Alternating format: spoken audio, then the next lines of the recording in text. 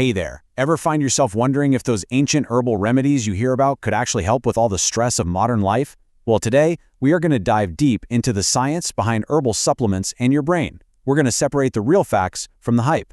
Let's get right into it. I mean, let's be real. In the world we live in, who doesn't feel the pressure sometimes? Anxiety, those sleepless nights, it's all just so common. So it's no surprise that a lot of us are looking for a way to find some balance and maybe find it in a more natural way. And if you're feeling this way, you are definitely not alone.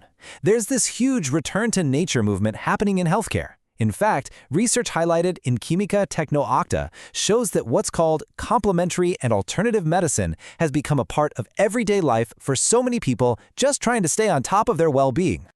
Okay, but before we go any further, we have to talk about something really important.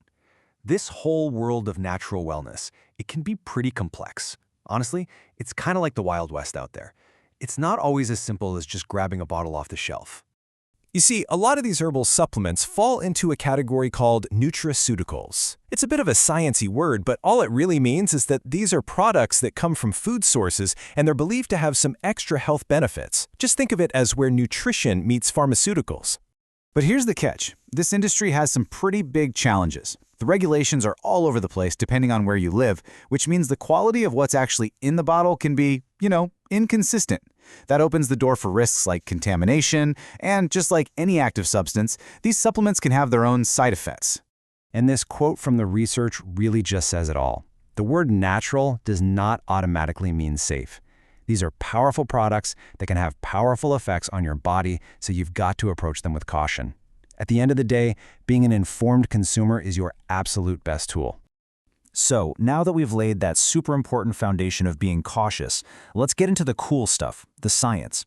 How does stress actually mess with our brains, and what do these herbs claim they can do about it? Right, this is the million-dollar question, isn't it? To really get it, we need to look at two key players inside your body's stress response system. We're talking about a specific hormone and a group of very important chemical messengers.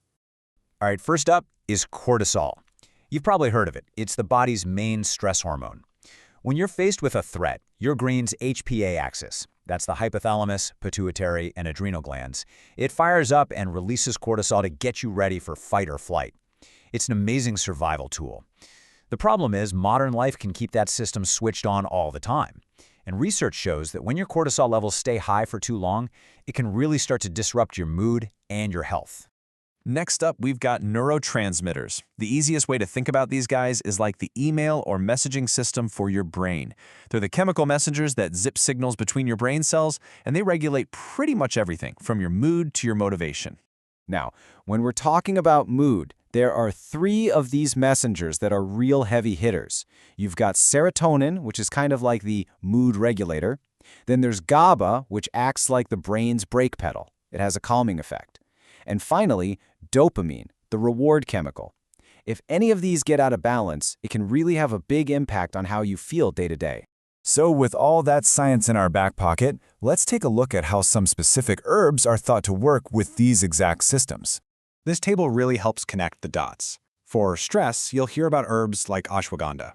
It's known as an adaptogen, which means it might help your body adapt to stress, possibly by tinkering with those cortisol levels we talked about. For anxiety, you have things like passion flower, which is called an anxiolytic. That's just a fancy word for something that may reduce anxiety, maybe by supporting GABA's calming work. And of course, for sleep, there's a classic like chamomile. But here's the thing. Just taking an herb, that's not the whole story. If you really want to make a difference, you have to look at the bigger picture of your health.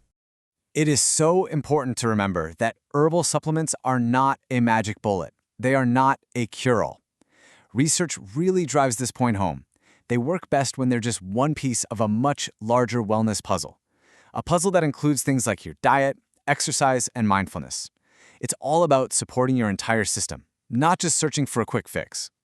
So what's the big takeaway here? How should you think about all this? Well, here's the smart and safe approach. First, go ahead and explore your options, but do it with some cautious optimism. Second, make sure you integrate any supplements with positive lifestyle changes. And third, this one is by far the most important. Always talk to a healthcare professional before you start anything new. They can help you figure out what's what and make the absolute safest choice for you. So this leaves us with one final question to think about. The whole world of herbal supplements is this fascinating balancing act between potential benefits and some very real risks. By being informed, by being cautious, and by looking at your health as a whole, you're in a much better position to decide where that balance lies for you. Thanks for digging into this with me today.